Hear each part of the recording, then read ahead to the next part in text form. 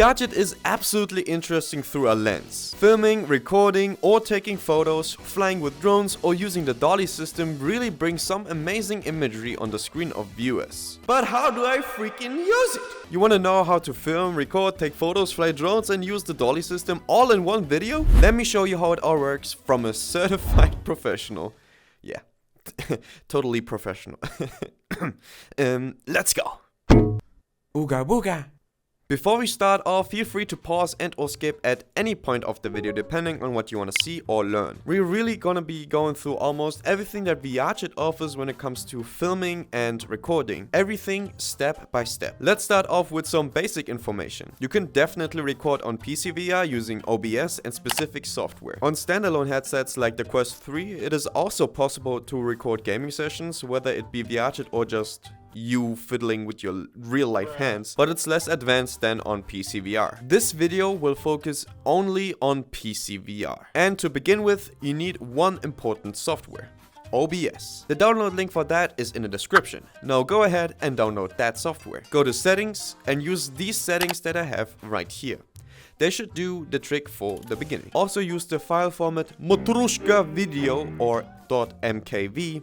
This will actually save your footage if your OBS crashes for some reason. For VRChat, you also need some startup settings. Right click on your VRChat on Steam, go to properties, and right here at launch options, put the certain code in. To decrypt this for you, this will make your VRChat launch in full screen and in 1920 times 1080, I think it is, which is full HD, yes. Why full screen? Because at times your VRChat is more so in windowed mode, and if you record it in OBS, you will have small black bars up and down here, which is not really pleasing to look at. Also, this is how you set up your OBS window for recording in VRChat. On sources, add a game capture and choose VRChat as your option. It's that simple. Now that we got that out of the way, let's focus on the basics of the VRChat camera and slowly work our way up to recordings, drones, and the Dolly system. First, let's open the VRChat camera itself. For that, just open your launchpad, click on the camera icon, and let's first open this in photo camera mode. Here you have a ton of options that I'll explain in quick terms. On the top left, you can close the camera, change the camera from horizontal to vertical mode, and flip the camera. On the bottom left, you have very important info about your camera settings. For now, we currently have our camera settings on photo mode. We only use one camera pin, that is the camera that we have right now. We don't use any focus and no filters. We'll get to filters and camera pins later on in the video. On the right, we have exposure and zoom that we can adjust however we like, but can also set it back to default with this button here. Down here you have a lot of settings. Here you can take photos, take timed photos which are 5 seconds, change your camera mode, your camera anchor, behavior, focus, camera pins, masks, the Dolly system, lens visibility, filters, your photo resolution, stream resolution, grid, and the ability to save metadata. We also go through these settings step by step, don't worry. Since this video is focused on filming and recording, you will most often gonna be using the streaming camera mode that you can change here. This will make your VRChat screen on your monitor switch the camera from your POV vision to the camera's vision. You can still take photos even with the streaming camera mode, so don't worry if you wanna do so. If you, for example, want to film from different angles or don't want your camera to move with you, you can change your camera's anchors. On world, the camera's anchor is set to, well,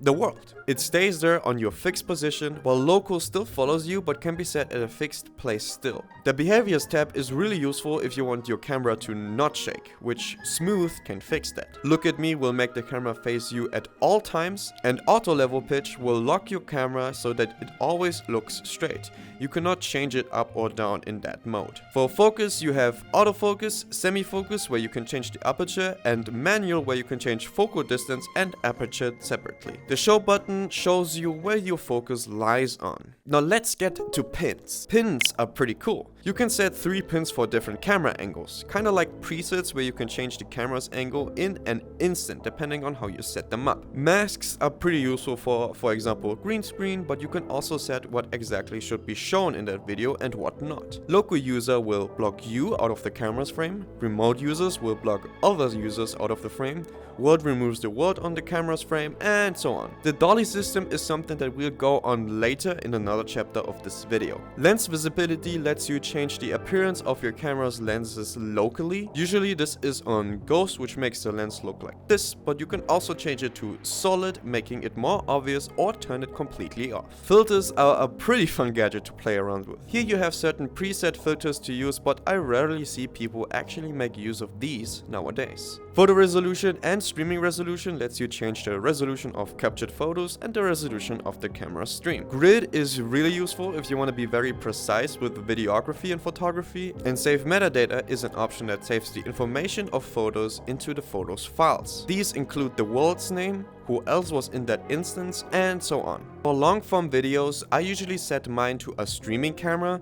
then place my camera a little bit further from me, auto level pitch, autofocus, and zoom in a little so the background gets a little bit blurry. Same thing for short form content that I create. Same process. Let's get to the next chapter, which is the VRChat Drone. I actually love flying this thing in my spare time, but there are some things that I'd recommend. You can use the drone in VR mode and in desktop mode. I prefer to use desktop mode, as you can connect your controller to your PC and use that controller to control the VRChat Drone. For the drone, you have different flight presets like micro, cinematic, racing, and freestyle, really depending on what you want to use the drone for. For recording drone footage in VR, it should automatically be showing the drone camera stream to your OBS. For recording drone footage in desktop mode, you actually need to turn on spout stream and use a certain OBS plugin. I'll leave an extra tutorial for this down in the description, as I simply cannot explain this myself. It's not complicated, but you know by now it's a language barrier. You can also use the VRChat drone with an actual drone controller like this one. I just